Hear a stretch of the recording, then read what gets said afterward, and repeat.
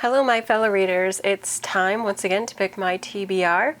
I will just start off by saying that my TBR for August is going to be a little bit different. I'm not going to be playing my TBR game. I know, but hear me out, I have plans. I have big plans. So before I get to what I'm going to be reading for August, let's go over what I ended up having to read for July. And the first challenge was a library book that was over 400 pages, and I went way over 400 pages because what I decided to do was continue on my quest to get through the Outlander series. So I read An Echo in the Bone, which is book 7 of Outlander. I think I still have, let me look at this chunky book. I think I still have at least 3 more books. I think so. I could be slightly off, but oh my gosh, they're so good, but they are very thick books. Let me see. I just wanted to see how far this went. So the actual book went to page 813, and then the rest is notes from the author about the historical context of the books. Outlander, if you've been living under a rock and do not know the story, essentially follows Claire. She ends up, she's like in the oh goodness, I'm going to get this wrong. Is it 40s after World War II? 40s or 50s. It's somewhere around there. She is traveling with her husband, I think through Scotland, and I think he was looking up his family line, if I remember. This is many, many ages ago. And she ends up going through these stones back into the past and ends up during, well, actually it's slightly before the Jacobite Rebellion, but it's the time leading up to the Jacobite Rebellion in Scotland. She meets Jamie Fraser. She thinks that she is stuck in this time. She ends up marrying Jamie, and lots of stuff ensues. And now this is several very thick books later, and I don't know whether to spoil you or not, but this just continues on the time-traveling adventures and the historical context about what is happening and all of the fun that happens during this time period. And by fun, I mean really horrific historical events, both small and large, and yeah, it's good. It's a good adventure. Light-ish fantasy because of the time travel. It's just, it's good. But there you go. Over 400-page book. Done. It's good. I will probably be getting to another one of them soon-ish. I don't know how soon. It's a lot to dedicate that time, and my upcoming reads are also pretty long, so I don't know. But also, I could just chill out on finishing as many books as I do, and then I could probably finish. But I don't know. I'm also like thinking ahead to the fact that the next Stormlight Archive book comes out this year, and I am not sure I'm prepared for that.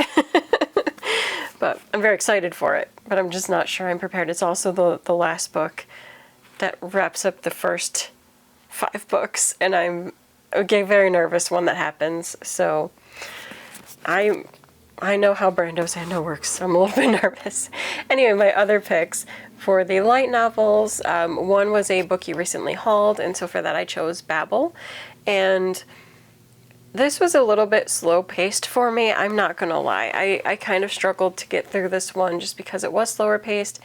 I did realize after reading the end notes of this book that this ties into the Unnamed Memory series, which I've only read book 1 of, but it's a short series. I think there's only 6 or 7, I feel like, books in that series, and I have them all. I just have not finished reading it. But apparently this ties into that, so I feel like I cannot read more of Babel since I guess part of the lore does tie into it until I have finished that series. That's what I feel like. Just to make sure that I do have the background lore of the world, and then maybe I'll be able to see how it ties together, because honestly, it's been a while since I read volume 1, and also I don't think I read enough of Breath of that World in order to see anything in here, but I was fascinated when I read that, and I was like, oh, okay, so this is next series by the author. To refresh you, this one follows a college student, Shizuku Minase, and for whatever reason, she is pulled into this other world. And that's it. And unlike a lot of other stories where we know that the character has died, or maybe the character...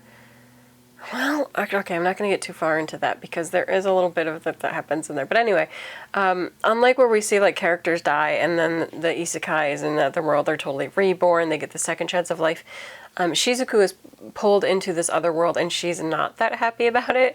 She really is on a quest in this book to find the witches who may be able to send her back to her own world. She doesn't really want to be in the world that she ends up in. In order to find the witches or even know that they exist, upon her first arrival into this other world, she meets Eric, who is a very Western-styled young man. I think he's working at the library, if I'm not mistaken. He's like a librarian there. He's in his early 20s.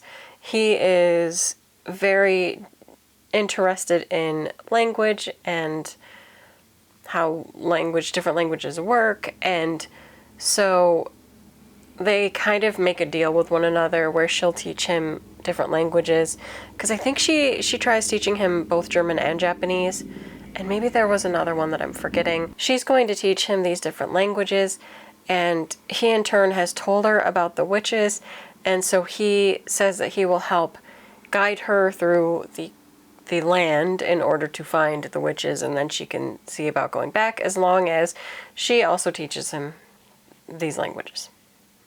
And that's it. They make the deal, and then we progress along with them on their voyage. He kind of just quits his job and goes on this adventure with her, I guess. But I think, am I remember this correctly, he's a bit well-to-do, so it's not like that much of a hardship. And on their voyage, she ends up meeting this, I can't remember the word, but like mercenary for hire as well. And they keep like bumping into each other along the path. And then it all culminates into this big thing that happens at the end that will impact Shizuku and her adventuring from here on out, would be my take. So it's just a travel adventure story. It was pretty good, but again, it's a little bit slow-paced, and so I did struggle to get through it. It's also very thick. This is a big book with very small print. It had 376 pages, but not, okay, that's also weird. That was the bone. No, it still was about that, because it'd be like 374, let's say, because there's a page between like the final epilogue and the end of the story that is the author just talking about the new series that they're working on, which is Babel, and that they wrote Unnamed Memory, and that the two series tie together. So there you have it. But like 375 pages of their progression on this journey was a little bit rough. Like it was slower paced. I kind of delayed my reading and getting into it, so I felt kind of rushed in order to finish by the end of July, so that could also be it. But it was a thick read with very small print. So that was that one. And my final one, I don't remember what it was. Was it like a favorite author or something? I don't know, but I ended up choosing volume 5 of Cross-Dressing Villainess Cecilia Silvey, because it had been a while since I went to this world, and I knew that the author had made several strides that I was interested in with the story progression in volume 4, but I feel like volume 5 is a step back from that. I feel like in volume 4 so much happened, and I thought that the love progression was advancing in that one. Which is why I said when I read the synopsis here, I was confused, because I felt like in volume 4 there was and maybe it wasn't frank enough, I don't know, but I felt like there was discussion with Cecilia and Gilbert that was very much setting boundaries. That was like Gilbert telling her that I accept, you know, whatever you choose to do and will always be here for you. Kind of understanding that maybe she didn't have those kind of serious feelings for him. And there was also a lot of moments with Cecilia and Oscar that definitely seemed to hint at more of a mutual appreciation, to put it lightly, of one another. And then I thought all that would happen in this one is the wrapping up of their conflict with Janice, and that the relationships would be more solidified. And really, I feel like that could have happened, and this could have been the end. I'm going to say it honestly. I feel like it could have ended in this volume. It does not. It's going to go on to other volumes, but I'm not really sure with the direction that it's going to take. I will, of course, read it and see what's going to happen. But at this point, I almost feel like it's kind of silly that Cecilia is still dressing as Cecil when a lot of the other people know that she's just hiding. I mean, the general population of students don't, but like, who cares? But yeah, I don't know. There is in this still the main conflict and the main battle, I guess you would say, between them and Janice. But that culminates at the end. The beginning part is just like normal hijinks, I guess you would say. She and Oscar travel to the neighboring country, I guess it's neighboring country, kingdom, I should say, in order to meet Roland, who is, they're invited there, I should say. They don't just travel there, but they're invited there by Roland. Roland is Janice's half-brother, and they're invited there, and so they go to, you know, meet him and maybe find out if they can pick up any clues as to where Janice is. But at the same time, I think it's used as a plot device to have these cutesy travel moments and romantic moments between her and Oscar that are kind of a will they, won't they flirty thing. I feel like that was the real reason. But they end up taking Roland back with them and pause on that part. Because meanwhile, in doing so, there's also a lot of scenes once they get back that are between Cecilia and Gilbert, where Gilbert wants to have these conversations and relationships. There's a little date happening, and then there's a whole Valentine's thing. And while you would think that the events of those chapters determine how the relationships are going to go, once you get to the final, like, epilogue of this one,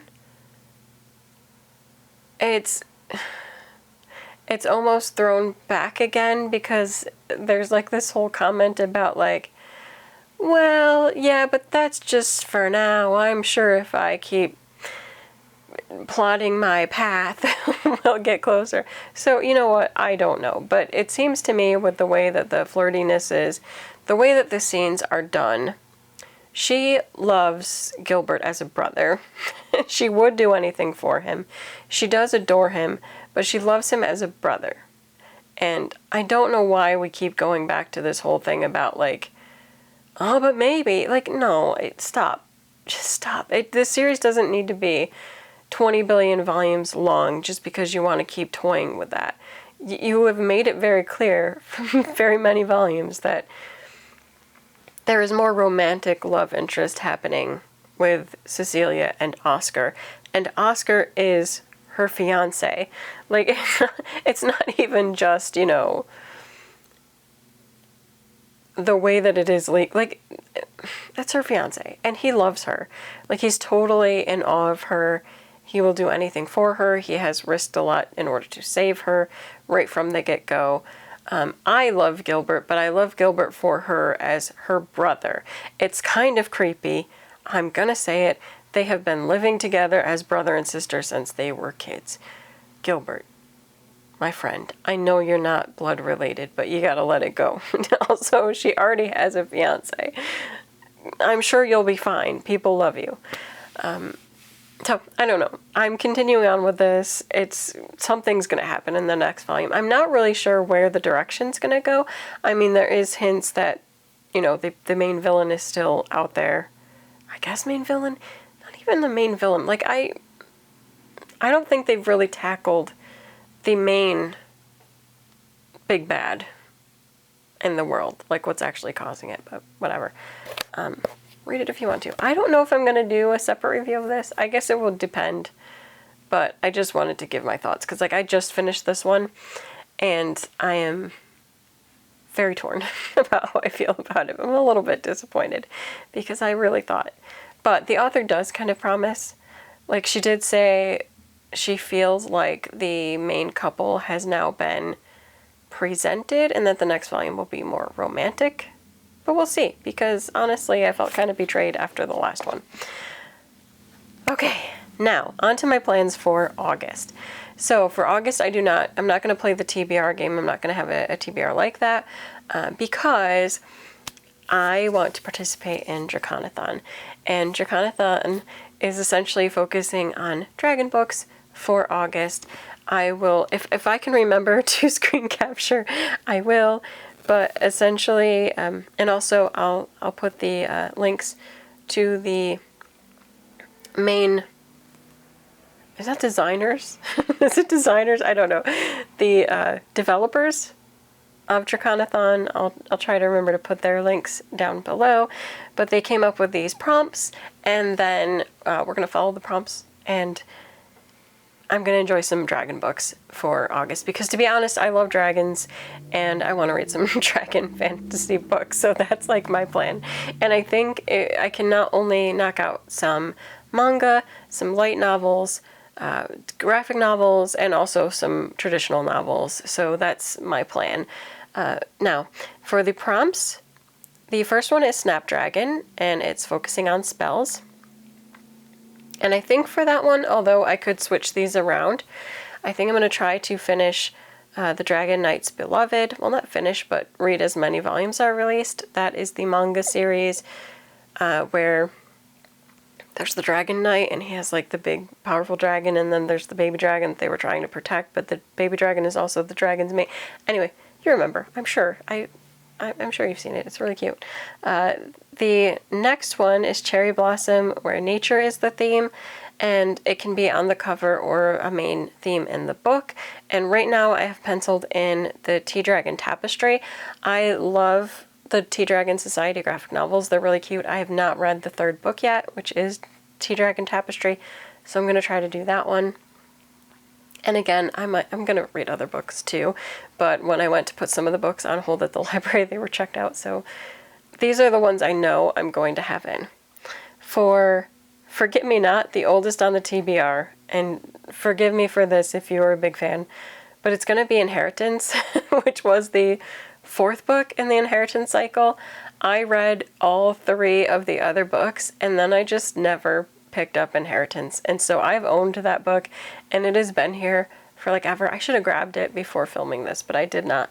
But I'm gonna read Inheritance finally after all this time. I did like a bit of a refresher synopsis summary of the other books, so I think I'm good. And also I heard that they do a synopsis, like kind of look ahead of Inheritance. Like it's actually written there in front of the book, so I should be okay, even though it's been a long time. So that's definitely Inheritance, 100%. The next prompt is Daisy, a dainty or under 250 page read. Now, I'm going to do 2 of these, but they are both dainty, and you know I'm worried about it because I don't jive with everything in this series, but there is a super cute dragon, and I just gotta see what they're doing. So I'm going to read for that books 2 and 3 of The Do-Over Damsel Conquers the Dragon Emperor, and I just have to see if they are sticking to the creepiness of the love interest being a 10-year-old girl, or if they are going, and I don't want to hear anything about how, well, she's really, 17, 18, whatever it was, trapped in her past self body. Her body, herself, is still a 10-year-old girl, and that's creepy. So I want to see, like, what they tackle here, and if it's reading better or if it's reading worse. This could be the end of my voyage with this series. Or I could see enough progression to where I'm like, okay, let's see what happens. I don't know. They need to just, why don't they just make time pass quickly and have her be an adult? Like, as it stands, this is an adult and this is a child. Can we just make her not be a child? Like, if we could have the quick jump from her being her adult self to like, oh, I'm suddenly my 10-year-old self again. Let's just jump. Let's just jump. She's settled enough. She could have like released her magical ability or whatever, and I'm just gonna pause and I'm gonna wait and see what happens in 2 and 3. But I know I read a little thing where I don't think there's enough of a time jump. There might be some time that passes, but not enough. And then beyond that, there's just some little prompts like post a photo or a post with the hashtag Draconathon, so I'll probably try to do that for Instagram, maybe with a little TBR. I don't have all my books yet, but I think when I gather them, I'll do that. Oh, I skipped one. Wait, I gotta go back one. There is, the 5th prompt was Gardenia, and the main theme for that is love. And I'm planning on reading Dragonfall, which is a romantasy with dragons. So, there you go. Also, I didn't mention this, but I have pre-ordered the 3rd volume of, now I can't remember what the series is, but what is it? Is it Black Onyx? Onyx something? The one that's Fourth Wing. The 3rd Fourth Wing volume. I'm like, I don't know why I can't remember the name of that series, but just because I'm talking about dragons, I would say that. Because the pre-order is for the limited edition, and it looks really pretty. And it does look like the coloring is going from, like, the gold to, like, the golden red and then fading to black, and then this 3rd one is going to be black. It looks really good. I'll just say that. It looked really good. Like, it's beautiful cover design. I like it a lot. Now, I'm going to just quickly go over the extra dragon-related activities to do during Draconathon. The first one is Dragon's Meadow, which is a flowers and book photo, so I'll try to do some of that at some point in August. And then Dragon's Den. This one's a little bit tougher for me because it's organizing shelves, and I don't have that many shelves to organize. In a perfect world, I would be doing the redesign for my library room, but I have not gotten to that yet. Maybe one year. I would, if I could have a Christmas wish this year, it'd be to redo the room. Anyway, the next one is Dragon's Breath, which is a mindfulness activity. So anything that can set you at peace and just relax you and brings about mindfulness can be done there. I'm not sure what I'm going to do for that yet. Something. Sometimes for me, mindfulness is just like getting a moment of quiet where I can just enjoy a good, I was going to say a good drink, but that sounds wrong. I mean like a hot chocolate or tea or something, and just sit back and let the world be. Maybe I'll sit outside for a little bit. And then it's Dragon's Hatchling, which is a craft activity. And I think for the craft activity, I'm going to make some more dragons. You might see behind me, I have my little dragons. And I'll try to include the links to the patterns for these as well. This was the Playful Dragon pattern. It's so cute. I'm trying to remember. Let me see if I can quickly pull up the designers. So this one is the Playful Dragon, and it's designed by Snugglebeans Crochet. I'll try to link it. This was a newer pattern that they did, and I did my colors in this amazing yarn. I'm trying to remember, I think the gray was Disco Ball, and has a little flecks of colors, and then it's just a neon green, and then black, and it's so cute. I liked Little Disco, that's what I call that one, so much that I made an itty bitty disco. This one is Diddy Ducks pattern. And again, I will try to include it. But this is by Handmade by Jody. And then I just used my same color choices for this one. And it's just a little snuggler. It's itty bitty. So cute. So, there's two other designs by Snuggle Beans Crochet who did the playful dragon design, and so I'd like to do them, and that would be my little dragon craft. And let's see, the last one is Dragon's Feast, dragon themed food beverage. I haven't decided what to do for that one yet, but yeah, I don't know. I'm looking forward to Draconathon and just enjoying August with some dragon reads, and I don't know, I'll see if I'll get some of my other ones done. I do have some audiobooks checked out from the library that I will be also listening to that are also about dragons. There's Dealing with Dragons, which I've seen pretty much everywhere as like one of kind of the first cozy reads that nobody called cozy back in the day when it was released. So I'm going to try that one. Let's see, there's a middle grade book. I'm pretty sure it's middle grade because it's Cornelia Funky. Is it Funky? Does she say Funky or just Funk? I don't know. It's the Dragon Rider book. So those for sure. And then I have a bunch on hold that I just don't think are going to be in time for August. My holds include The Hedge Witch of Foxhall, I think that one has dragons in it, if I'm remembering correctly. Fire and Blood, the George R.R. Martin book that House of the Dragon is based on.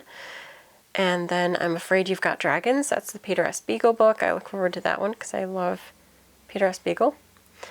And then there's Sky on Fire, which is a new series start from Jen Lyons. And I've read at least book one of her other fantasy series, and I really liked it. I need to get back to that series because I really enjoyed her writing. But I figured since this was a series launch, I could do it, and it's got dragons. So I'm hoping that some of these come in. There's also Rage of Dragons by Evan Winter. And I think, is that it? I think that's it. But now also, potentially, The Night Ends with Fire, which I just got in the July Fairy Loot box because there's a dragon in there. So maybe that one as well. But I think it's really going to depend on like what I get in, what I have time to read and to finish, so I don't know. And then of course crafting some little dragons. And I don't know, I'm feeling optimistic about August, and I'm gonna try to just take it easy and enjoy the books that I get to read and just celebrate that, and it'll give my mind a little bit of a break, as opposed to like totally freaking out about reading everything. Like, I'm just going to do whatever I can get through and hopefully like hit one each. Like really, if I get through one of these books, it's fine. I think I can get through two because they're pretty quick, but you never know. Also, I'd like to like just get them off the shelf and figure out whether it's worth continuing that series or dropping it because, again, I get creeped out by characters that look or are too young that they try to sell you as it's fine because they're really an adult inside. And it's like, no, because it's still a child body and that's creepy. And why don't you see that as creepy? Anyway, that is it for this video. Until next time, bye.